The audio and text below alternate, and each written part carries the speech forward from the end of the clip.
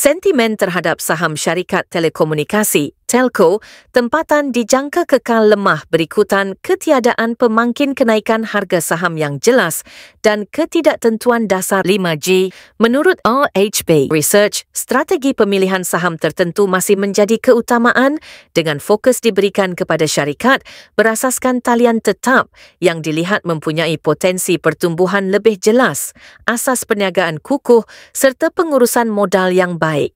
RHB Research mengekalkan saranan neutral untuk sektor tersebut namun memilih Telekom Malaysia Berhad, TM, Axiata Group Berhad dan Celcom Digi Berhad sebagai saham pilihan utama.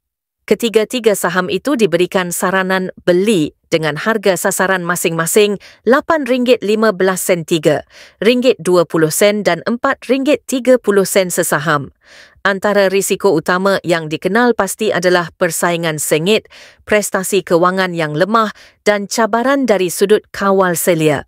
RHB Research menjangka persaingan dalam perkhidmatan mudah alih dan jalur lebar gentian optik akan kekal tinggi pada separuh kedua 2025 apabila syarikat telco terus mempertahankan tawaran nilai masing-masing.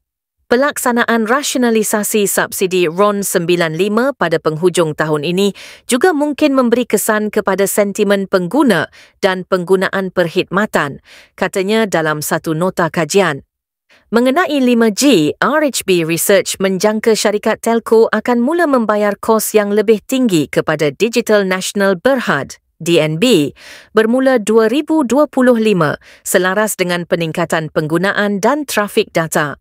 Kos penggunaan borong 5G dianggarkan antara RM250 juta hingga RM300 juta untuk tahun kewangan 2025 berdasarkan perjanjian akses sebelum ini antara syarikat telco dan DNB.